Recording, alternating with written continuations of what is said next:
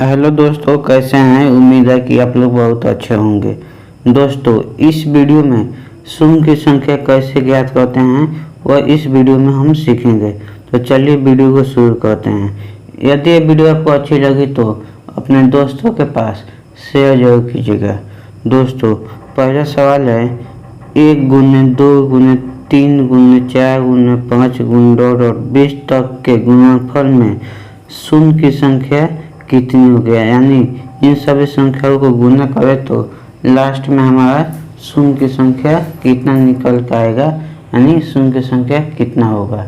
तो चलिए ऐसे संख्या को गुणनफल में शून्य की संख्या ज्ञात करने के लिए सबसे पहले हमें एक 5 और एक सम संख्या का होना जरूरी होता है। 5 और एक सम संख्या का होना जरूरी होता है। सम संख्या कौन है? 2 हो गया, 4 हो गया, 6 हो गया, डॉट किसी भी एक सम संख्या का होना जरूरी है। तो जो संख्या दिया होता है उसको हम सबसे पहले लिखेंगे और उसके बाद हमें इसमें 5 से भाग दे देंगे। हमारा जो बचेगा कट कर शेष आएगा वही हमारा आंसर हो जाएगा।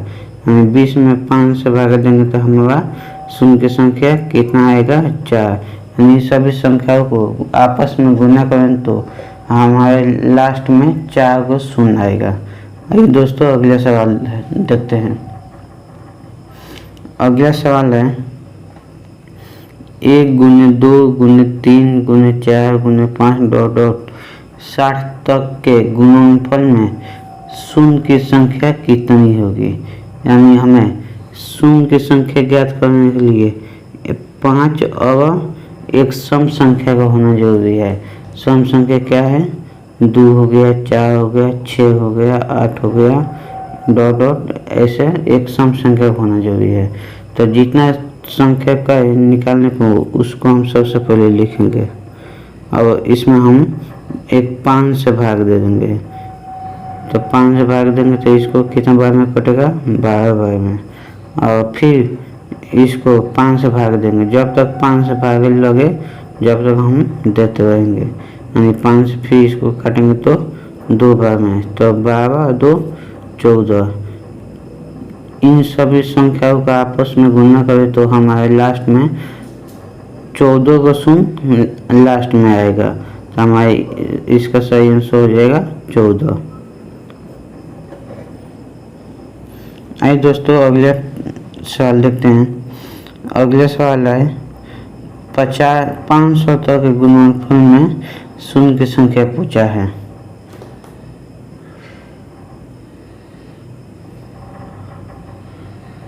तो सबसे पहले हम यहाँ 500 लिखेंगे बटा 5 से भाग दे देंगे तो ये कितना हो जाएगा? 100।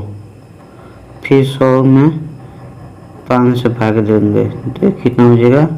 20। फिर 20 में हम 5 से भाग देंगे तो ये कितना हो जाएगा? 4। तो इन सब को जोड़ेंगे तो 100 और 20 120 और 4 हमारा 124 का सही आंसर होगा। यानी इन सभी संख्याओं को लास्ट में गुना करें तो लगातार गुना करें तो लास्ट में हमारा 124 को शून्य आएगा। आइए दोस्तों अगले टाइप देखते हैं। अगले टाइप है 2 गुने 4 गुने 6 गुने 8 गुने डॉट 30 तक के गुणनफल में शून्य की संख्या क्या होगी। ये दूसरा टाइप है। तो सबसे पहले हम इसमें 30 को लिखेंगे। ये 30 में हमारा क्या है? 15 सम है और 15 विषम है, क्योंकि ये केवल सम संख्या दिया है। तो हम 15 में 5 से भाग देंगे तो कितना बार में कटेगा? 3 बार में। 5 3 15, यानी हमारा इसका सही आंसर हो जाएगा 3। आइए दोस्तों अगले सवाल देखते हैं। अगला सवाल है 2 गुने 4 गुने 6 गुने 8 डॉट 500 तक के गुणनफल में शून्य की संख्या कितनी होगी। यानी 500 दिया है तो इसमें केवल सम दिया है तो 250 सम होगा और 250 विषम होगा। तो 250 में 5 से भाग देंगे तो कितना हो जाएगा 25 यानी 50। फिर 50 में 5 से भाग देंगे तो कितना हो जाएगा 10। फिर 10 से भाग देंगे 5 तो 2। ये सबको जोड़ेंगे तो कितना हो जाएगा 50, 10, 60, 2, 62। यानी इन सभी संख्याओं को आपस में गुणा करें तो हमारा लास्ट में 62 को शून्य आएगा। चलिए दोस्तों अगले सवाल देखते हैं। अगले सवाल है 1 गुने 3 गुने 5 गुने 7 गुने ... 99 तक के गुणनफल में शून्य की संख्या क्या होगी। दोस्तों ए दिया है अलग टाइप, ए टाइप 3 हो गया क्योंकि 1 गुने 3 गुने 5 गुने 7 गुने ... 99 इसमें केवल विषम संख्या दिया है। तो शून्य की संख्या ज्ञात करने के लिए 5 अब एक सम संख्या का होना जरूरी है, लेकिन इसमें सम संख्या तो है नहीं तो इसका आंसर हमारा 0 हो जाएगा। चलिए दोस्तों अगले सवाल देखते हैं।